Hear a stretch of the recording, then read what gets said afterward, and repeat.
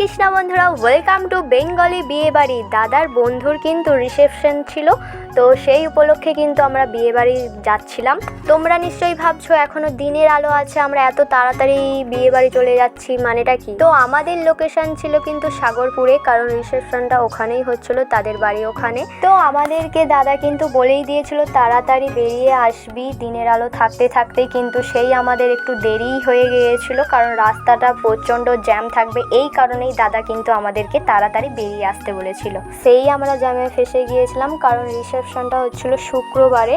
আর যে কোনো ওকেশন হোক, বিয়ে বাড়ি, যে কোনো কিছু, আমার এত জামা থাকতেও, এত কিছু থাকতেও সেই আমি বলবো যে মা কি পরবো না পরবো।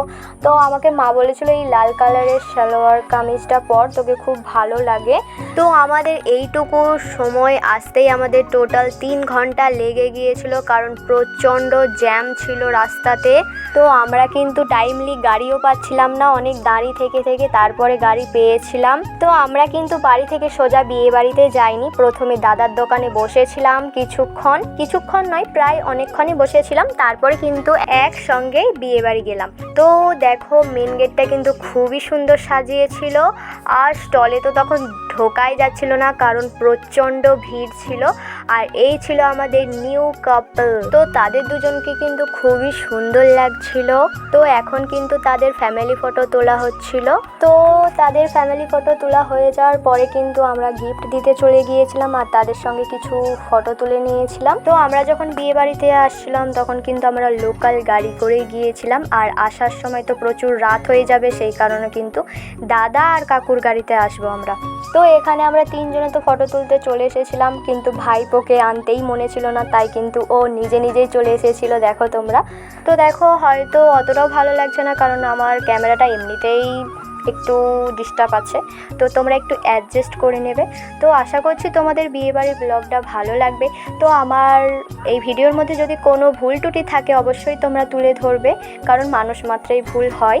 তো তারপরে আমরা স্টলে চলে গিয়েছিলাম, এখানে তখনও কিন্তু অনেকই ভিড় ছিল। তো আমরা সবাইকে সাইড দিয়ে এখানে চলে গিয়েছিলাম। আর এখানে ছিল চিকেন পকোড়া, ওই পাশে ছিল কফি স্টল, আর ওই পাশের দিকে ছিল জুসের স্টল। তো এখানে বৌদি চিকেন পকোড়া খাচ্ছিল, আর আমি তো চিকেন খাই না, তো বৌদি বলছিল খুবই সুন্দর হয়েছিল।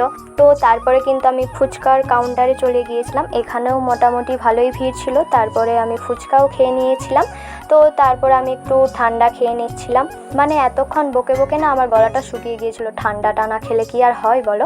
তো ফুচকাটা এত সুন্দর টেস্টি হয়েছিল না, আমি তো 2 বার ধরে ফুচকা খেয়েছিলাম। তো হয়তো অনেকেই ভাবে যে কোনো বিয়ে বাড়ি বা কোনো কিছু নিমন্ত্রণ বাড়ি পড়লে হয়তো অনেক খাবো অনেক কিছু, মানে অনেক কিছু আশা থাকে, এটা করব, এটা সাজবো, সেটা সাজবো।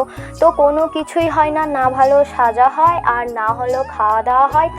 তাড়াহুড়ার মধ্যে না সমস্ত কিছু মানে বিগড়েই যায়। তো জানি না কার কীরকম হয়, বাট আমি সমস্ত কিছু গুছিয়ে রাখলেও সময়ে না এলোমেলো হয়ে যায়, কিছু জিনিস খুঁজে পাই না। তো এখানে কিন্তু নতুন বৌদিমণি আর দাদাও কিন্তু ডান্স করছিল, তো সেখানে আমি কিছু ভিডিও ক্লিপ নিয়ে নিয়েছিলাম। তো তারা খুব সুন্দর কিন্তু ডান্স করছিল।